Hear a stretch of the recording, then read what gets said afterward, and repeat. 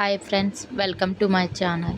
ముందుగా stove on చేసుకొని pan పెట్టుకొని అందులో ఆయిల్ వేసుకొని, నేనైతే కొంచెం ఆయిల్ ఎక్కువ వేసుకున్నాను. చికెన్ కర్రీ చేస్తున్నానని మీకు ఎంత నచ్చితే అంత వేసుకోండి. వేడైంది లేదో చూసుకొని అల్లం ఆనియన్ పేస్ట్ వేసుకున్న తర్వాత దాన్ని బాగా కలుపుకొని వేగినప్పుడు మేము రీసెంట్గా అయితే ఒక హోటల్కి అయితే వెళ్ళాం ఫ్రెండ్స్.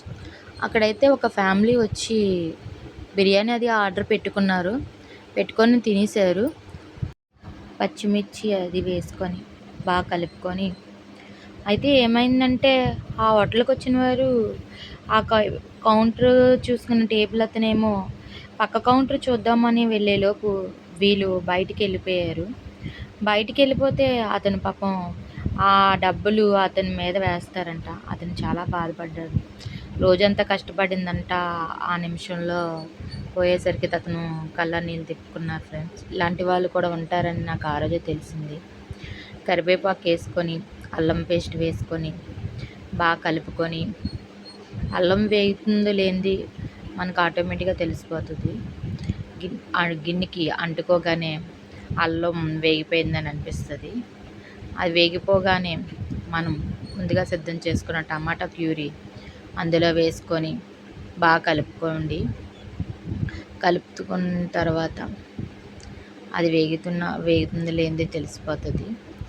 అలా కలుపుకున్న టమాటా వేగిన దానిపైన మూత పెట్టుకొని తర్వాత మళ్ళీ ఓపెన్ చేసి చూసి టమాటా వేగింది లేనిది చూసుకొని అటు ఇటు బాగా కలుపుకొని, వేగింది అని తెలిసిగానే మనం సిద్ధం చేసుకున్న చికెన్ అందులో అయితే వేసుకుందాం.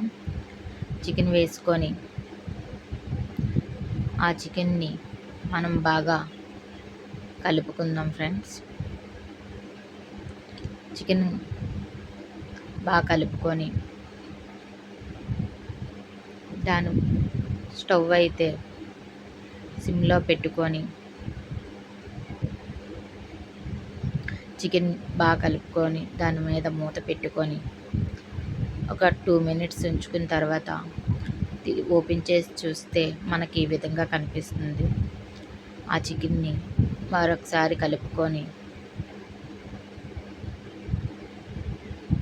బాగా కలుపుకున్న తర్వాత దాంట్లో సరిపడినంత కారం వేసుకొని,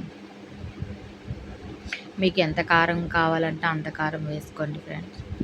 నేనైతే మాకు తగినంత వేసుకున్నాం. ధనియాల పౌడర్ అందులో వేసుకొని తర్వాత గరం మసాలా పౌడర్ వేసుకోండి.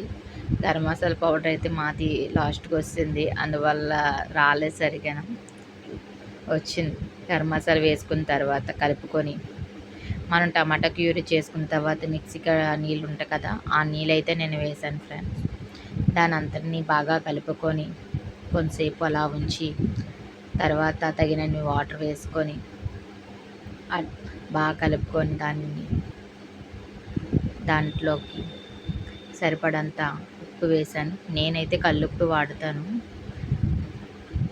మూత పెట్టుకొని కాసేపు అయ్యాక మూత తీసి చూస్తే ఈ విధంగా ఉంటుంది. అటు బాగా కలుపుకొని బాగా కలిపిన తర్వాత మీకు గ్రేవీ కావాలనుకుంటే ఉంచుకోండి. లేదు మాకు గ్రేవీ వద్దు అంటే మళ్ళీ కాసేపు మూత పెట్టుకోండి. దగ్గరికి అయ్యాక ఈ విధంగా వస్తుంది. మేమైతే గ్రేవీ ఎక్కువ తినం, అందువల్ల నేను కొంచెం దగ్గరికి అయినంత వరకు ఉంచాను. అందువల్ల మీకు నచ్చితే గ్రేవీ కావాలి అంటే కొంచెం గ్రేవీగా ఉన్నప్పుడే చూసుకోండి.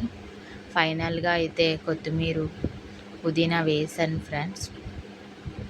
మీకు ఈ రెసిపీ నచ్చితే లైక్ అండ్ కామెంట్ చేయండి. చాలామంది వీడియో అయితే చూస్తున్నారు కానీ సబ్స్క్రైబ్ ఎవరు చేసుకోవట్లేదు. ప్లీజ్ ఫ్రెండ్స్ ఒకసారి సబ్స్క్రైబ్ చేసుకోండి ఫ్రెండ్స్. Okay, bye friends.